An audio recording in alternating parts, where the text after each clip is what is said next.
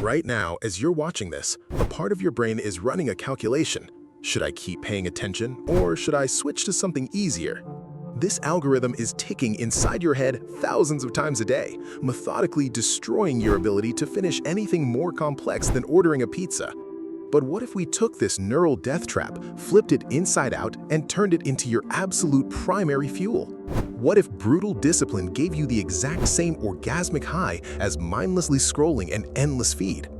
Once you realize how badly your own brain just played you, you'll finally understand why your hyped-up willpower leaves you completely empty-handed every single time.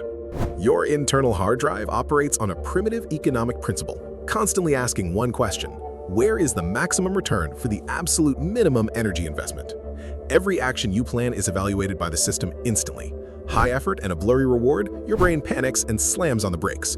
Zero effort and guaranteed instant pleasure, right here, right now?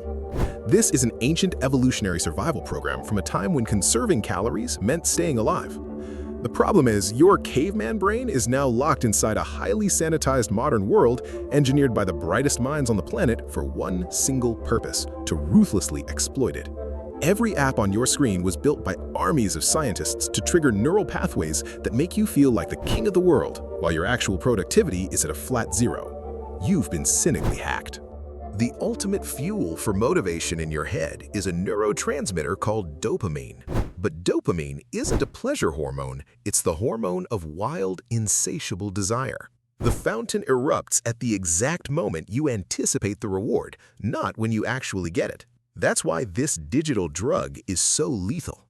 Every single swipe could potentially show you something interesting, so your brain floods you with dopamine, forcing you to keep hunting.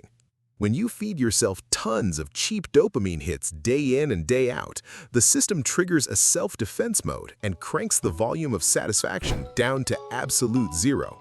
In biology, this is called receptor downregulation. They literally shrink in number.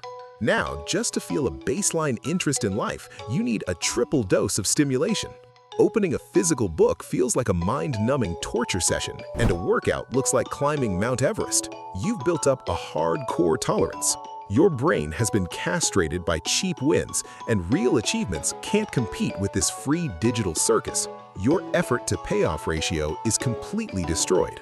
The magic is everything can be fixed. Every single micro-choice you make either cements the wiring for ironclad discipline or pours gasoline on the fire of total distraction. A dopamine detox isn't about flushing chemicals out of your blood. It's a forced reset of your internal pleasure dials so the system can remember what normal feels like. When you strip away the suffocating sources of cheap highs, the reverse process kicks in. Your receptors start coming back to life, their sensitivity spikes, and suddenly, tasks that used to make you gag start triggering genuine curiosity. The satisfaction of a closed task, the clean energy after a run, these forgotten evolutionary rewards are finally read by your processor again. Willpower is a finite resource. It evaporates the second your starved brain starts begging for a hit of digital noise. That's why you can't just white-knuckle it. You need to execute a precise game plan. Identify the feeding troughs. Clearly name the sources of trash dopamine that require near zero effort but create maximum mental noise. Social media, short-form videos, gaming, and junk food. Create a brutal deficit. Completely remove these sources from your site for 7 days. 3 days is amateur hour. A full week is the bare minimum for your system to start rewiring itself. Replace old habits. Nature abhors a vacuum. Once you shut off the cheap dopamine tap, overload yourself with tasks that have a slow, heavy payoff. Crack open a physical book instead of a screen. Cook your own meals, step outside without your headphones, and write your thoughts down by hand.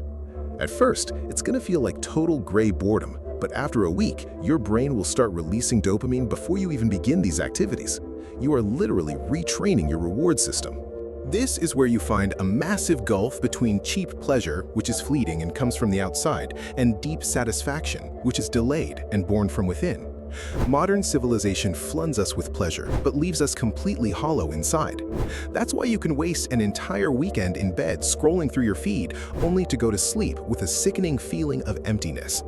A detox forcefully shifts your focus toward building the long-term architecture of your personality. The real satisfaction of conquering a complex problem generates a nuclear cocktail of dopamine, serotonin, and endorphins, next to which your phone looks like a useless piece of sad plastic. Practicing delayed gratification permanently locks in your prefrontal cortex, the actual hardware responsible for planning, self-control, and adult execution. Every time you choose discipline over another brain-rotting video, you're upgrading your advanced processor and wiping out the primitive software of your limbic system. Discipline stops being an exhausting war and becomes your natural default setting. Your brain starts to actively prefer difficult tasks. After a proper reboot, you will physically feel your attention span expand. Things that made you sick after 2 minutes will hold your focus for hours. You'll capture a ringing mental clarity and snap off the roller coaster of dopamine spikes and brutal hangover crashes. You'll start feeling a genuine competitive thrill for things that used to feel like slave labor. Your head is always going to try to slide back toward cheap rewards. That's a default feature of human biology. It's stupid to rely on willpower when your own environment is actively sabotaging you. If your phone is by your bed, you will check it the millisecond you wake up.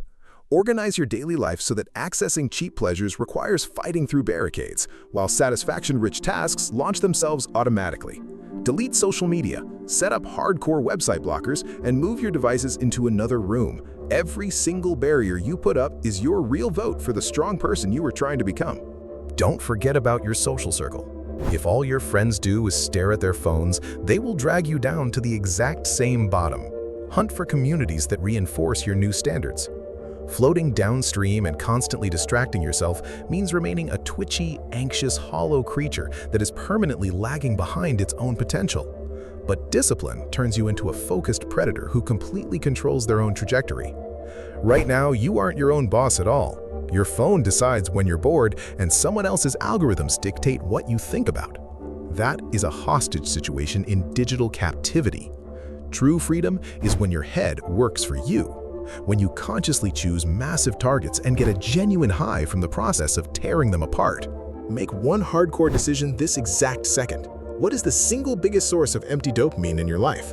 Clearly name this garbage and get it out of your sight for the next 7 days. Feel the withdrawal, live through the craving, and you will see it start to fade, giving way to a razor-sharp focus. Once you physically feel your brain resoldering its microchips, you will never want to crawl back into that digital cattle pen. Your brain is ready for a total hard reset. The only question is, are you ready for it yourself?